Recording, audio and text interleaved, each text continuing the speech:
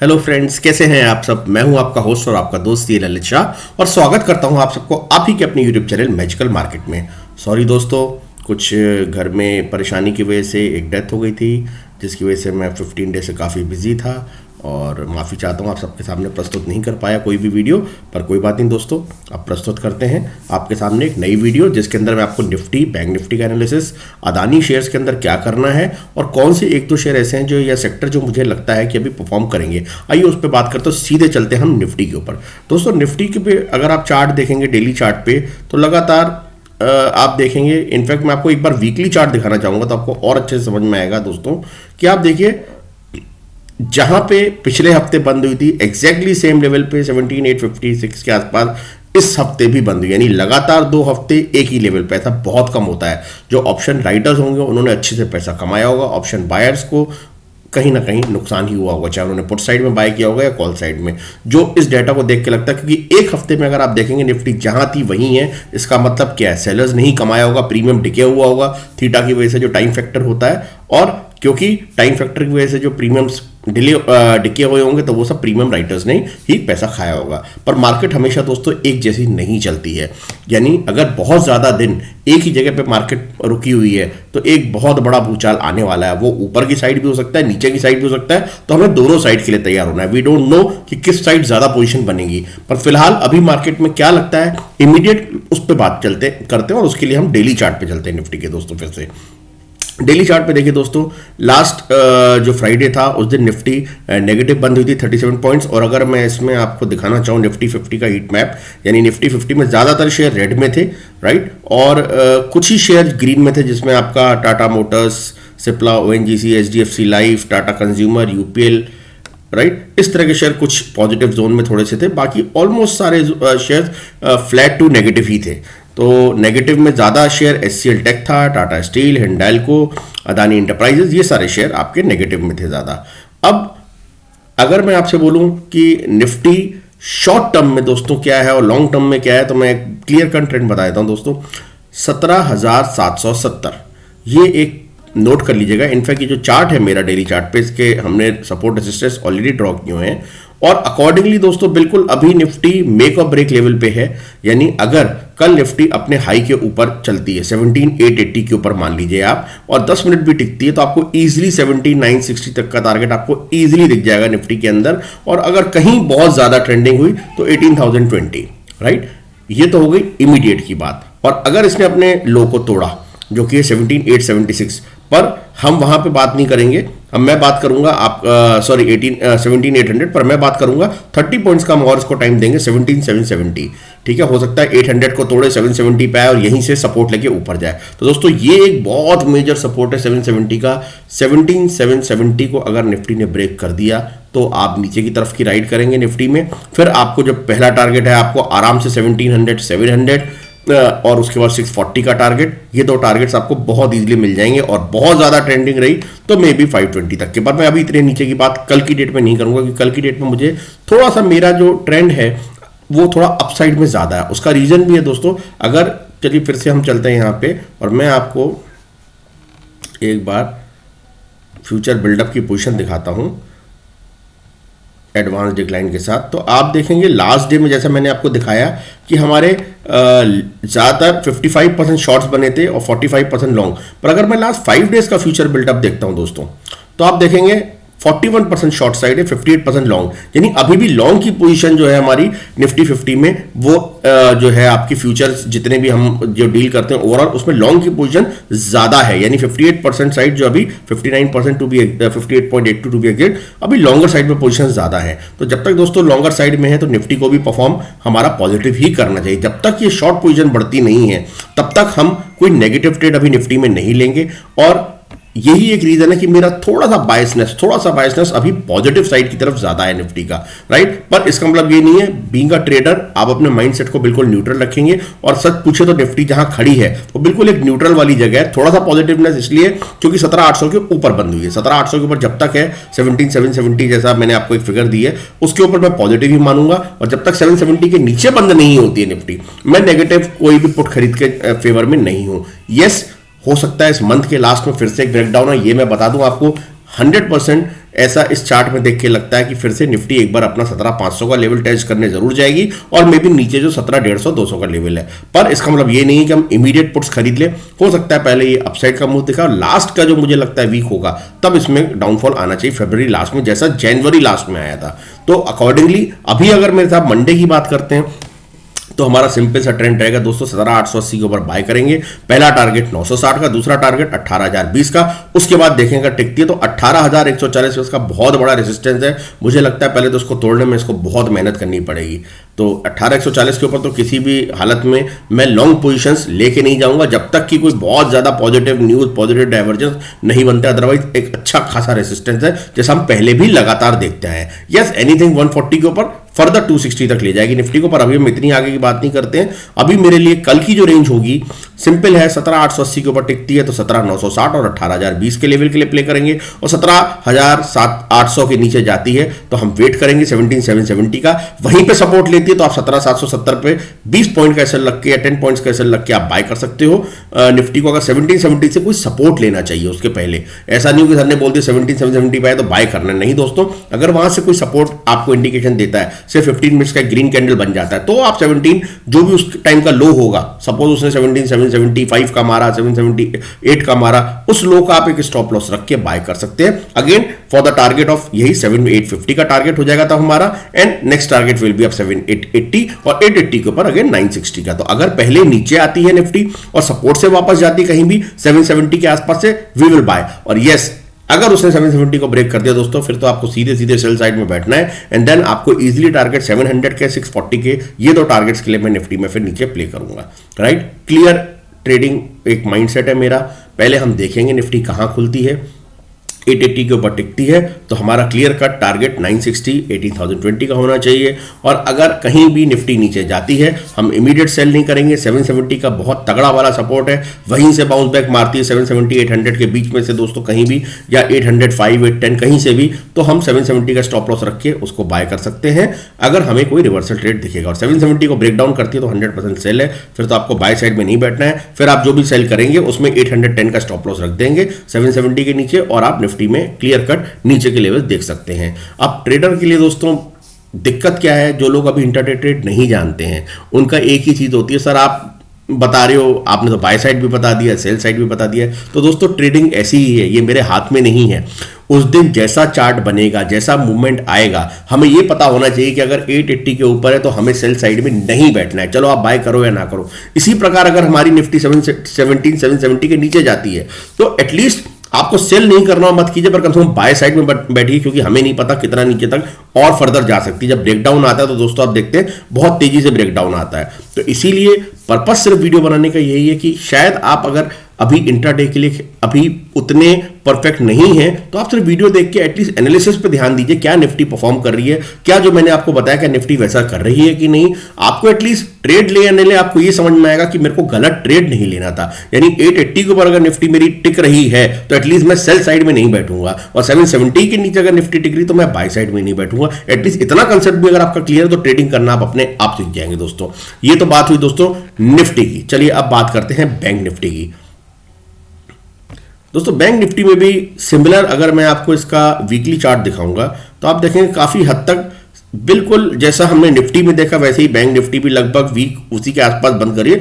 थोड़ा सा निफ्टी के मुकाबले बैंक निफ्टी ने पॉजिटिव वीक को बंद किया है ऊपर, राइट। तो इसको भी अगर मेरे को देखना है तो फिलहाल मेरा छोटा सा बायसनेस तो पॉजिटिव साइड में है, पर बहुत ज्यादा भी मैं नहीं बोलूंगा आपको, क्योंकि ऊपर रेसिस्टेंस बहुत तगड़े तगड़े और जल्दी जल्दी है। तो पहले तो दोस्तों पहले यही देखना है जो मैंने ऑलरेडी आपके लिए ड्रॉ किया हुआ है। अगर हमारी 41,600 के ऊपर बैंक निफ्टी टिकती है तो हमारे लिए clear cut target 41,800, and then जो हमारा बजट डे पे था 42,000 के आसपास के, ये दो टारगेट्स हमारे को मिलने चाहिए। और इसके ऊपर भी ट्रेंडिंग रहेगी तो 42,160। यहां पे दोस्तों मैं अपना प्रॉफिट बुक करके फिलहाल सेफर साइड बैठना चाहूंगा। यहां तक अगर हमारी बैंक निफ्टी जाती है तो आपको प्रॉफिट बुक करने चाहिए। बहुत ट्रेंडिंग होगा देन और सारे डाइवर्जेंस पॉजिटिव होंगे तब हम कंटिन्यू कर सकते हैं। पर फिर से वही कहूंगा दोस्तों, 41,600 के ऊपर ही हम पॉजिटिव प्ले करेंगे। जब तक 41,600 के नीचे है ये एक नेगेटिव जोन होगा, और अगर 41,400 को ब्रेक करती है तो आपको फिर से निफ्टी 41,290 पहला टारगेट, और अगर इसको ब्रेक करती है दोस्तों तो आपको फिर 100 पॉइंट्स के आराम से टारगेट मिलेंगे।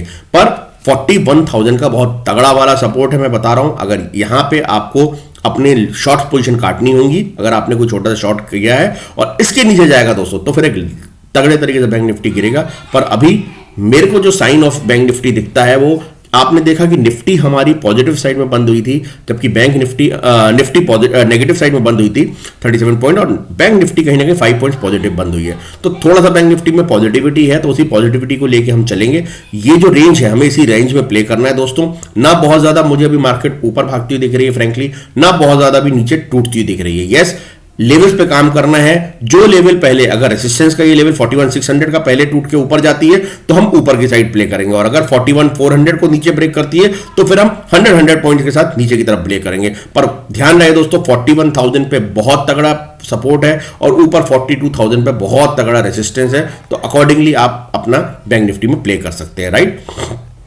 अच्छा, इसी के साथ मैंने आपको अदानी में बताया था। अदानी इंटरप्राइज में दोस्तों अगर वीकली चार्ट में देखेंगे आप, तो जो भी फॉल आया उसके बाद एक 1000 के आसपास का लो बना के 1017 के आसपास आई थिंक था उस दिन जो लो बनाया था सर्किट, और वहां से इसने एक बाउंस बैक मारा। बाउंस बैक भी अच्छा खासा मारा दोस्तों। पर अब मैं आपको क्लियर कर बता दूं, जहां पे ये खड़ा है, ऐसा है कि अदानी में जितनी नेगेटिव न्यूज़ आनी थी दोस्तों आ चुकी हैं, और अब बहुत ज़्यादा मैं मतलब ये बोलना चाहूँगा कि शॉर्ट सेलिंग की तरफ ना बैठे। यस, अभी अच्छा कुछ नहीं दिखता, इसका मतलब ये नहीं कि आप अदानी जाके कल ही बाय कर लें, पर अभी शॉर्ट सेलिंग यहाँ से करना खतरनाक हो सकता है आपके लिए। रेदर डिप्स में कहाँ बाय करना, मैं आपको या उस शेयर की रेंज बता देता हूँ। जैसे अदानी इंटरप्राइज है दोस्तों, वीकली चार्ट पे 1575 का बहुत अच्छा है इसका सपोर्ट लेवल है, तो ऐसा लगता है। और जो अपर साइड है 2235, अभी ऐसा लगता है इसी रेंज के अंदर अदानी, क्योंकि बहुत वॉलेटाइल शेयर है दोस्तों, तो जो भी काम करते हैं उनको अपर बैंड और लोअर बैंड की रेंज पता होनी चाहिए। इसके अंदर आप, मैं बोलूंगा, ऑप्शंस को अब अवॉइड कीजिएगा दोस्तों। ऑप्शंस के अंदर तगड़े हेवी लॉसेस हो सकते हैं। अगर आपको ऑप्शंस में काम करना है तो अपने रिस्क रिवॉर्ड को हिसाब से देख के ही काम कीजिएगा। कैश में जो बाय करना चाहते हैं मैं उनको रेंज बता देता हूं दोस्तों। मोटा मोटा 1600 से 2200 की रेंज दिखती है। 1600 के आसपास आता है तो आप छोटे से स्टॉप लॉस यानी 1570 1560 का स्टॉप लॉस लेके बाय कर सकते हैं, और ऊपर 2200 के आसपास आता है तो वहां आप अपने प्रॉफिट बुक कीजिएगा दोस्तों। अभी बहुत तेजी से नहीं चलने वाला है, ये रेंज रहेगी, और फिर फर्दर हम देखेंगे इस वीक के बाद कैसा रहता है। अभी मेरे को जो रेंज दिखती है वो 1600 से 2200 की रेंज दिखती है, इसी बीच में रहने वाला है। अकॉर्डिंगली अभी हो सकता है 100-200 पॉइंट नीचे आ जाए, वहां पे आपको अगर बाय करने का मन करता है तो छोटा सा स्टॉप लॉस रख के 1570 का बाय कीजिएगा। 1575 को ब्रेक कर देता है दोस्तों तो अगेन ये नेगेटिव जोन में चला जाएगा, और फिर मेरे हिसाब से आपको जब तक कोई एक फिर से लो नहीं बन जाता तब तक आपको उसके अंदर री एंटर नहीं करना चाहिए। तो फिलहाल जो रेंज दिखती है वो एक 1575 से 2235 यानी 1575 से 2235 की दिखती है। अब जल्दी से अदानी पोर्ट की बात कर लेते हैं। अदानी पोर्ट में भी दोस्तों अगर हम वीकली चार्ट पे देखें तो जो अपर रेंज की जो हमारा रेसिस्टेंस पॉइंट है वो 655 का, लोअर रेंज पे जो हमारी सपोर्ट है वो 494 की है। इसका मतलब 500 से 650 की रेंज है। तो अकॉर्डिंगली जो भी आप बाय करें वो जितना 500 के नजदीक बाय करेंगे उतना अच्छा है आपके लिए, और 650 के आसपास आप अपने प्रॉफिट्स को बुक भी करते रहिएगा क्योंकि वहां तगड़ा वाला रेसिस्टेंस आने वाला है।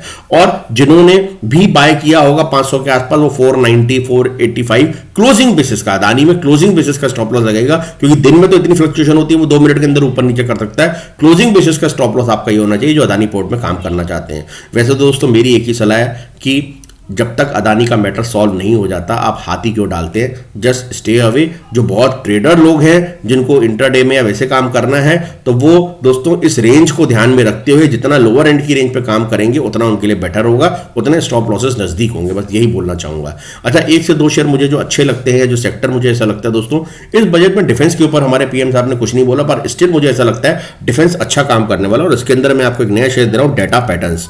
मुझे ये शेयर चार्ट्स पे काफी अच्छा लग रहा है और छोटा सा भी करेक्शन मोड में है। तो इसमें मैं ये बोलूंगा आपको, अगर आप वीकली चार्ट देखेंगे दोस्तों तो इसको मैं लाइन चार्ट में आपको कुछ दिखाना चाहूंगा, और इसका जो बहुत अच्छा जो मैं आपको बोलूंगा जो अभी इसका सपोर्ट है वो लगभग 1360 के आसपास है। 1360 के आसपास अगर ये आता है दोस्तों तो आपकी बहुत अच्छी बाइंग होगी इसमें। वैसे तो ये अपने हायर हाइज बनाता जा रहा है, ऑलरेडी अच्छा है, छोटा छोटा करके आप इसके अंदर बाय कर सकते हैं। 1 ईयर की होल्डिंग कीजिएगा दोस्तों, मुझे काफी अच्छा चार्ट्स पे दिख रहा है। हालांकि क्योंकि 52 वीक्स के आसपास है तो थोड़ा सा रिस्क रहता है नीचे आने का, पर ये स्टिल ये शेयर आपके पोर्टफोलियो में आप धीरे धीरे करके ऐड कर सकते हैं। डेटा पैटर्न्स का 1 ईयर के लिए मुझे बहुत अच्छा ये शेयर लग रहा है, और हमारे पोर्टफोलियो के अंदर आप इसको 100% आप थोड़ा थोड़ा करके बाय करें। दूसरा, हम पहले भी देते आए हैं लगातार, मान इंफ्रा बहुत ही अच्छा लग रहा है दोस्तों। अभी इसने अपना 70 रुपए के स्टॉप लॉस के साथ जो भी फ्रेश बाइंग करते हैं, आप अगर देखेंगे वीकली बेस पे 70 के स्टॉप लॉस के साथ आप इसको आराम से अपने पोर्टफोलियो में रखिए। बहुत तगड़ा रिटर्न देने वाला है शेयर, बहुत उम्मीद है इस शेयर के साथ। बहुत ही अच्छा चार्ट्स पे लग रहा है। ऑलरेडी लास्ट ईयर हमें बहुत तगड़े रिटर्न्स दिए इसने, और मुझे पूरी उम्मीद है अभी जो यहाँ पे हम बाय कर रहे हैं, जो भी फ्रेश बाय करेंगे, 70 रुपए का स्टॉप लॉस रखिएगा जो इसका लो है। उसके साथ दोस्तों ये काफ़ी अच्छा आपको, मुझे ऐसा लगता है 1 ईयर के अंदर ही आपको कहीं ना कहीं 150 का टारगेट आराम से दे देगा।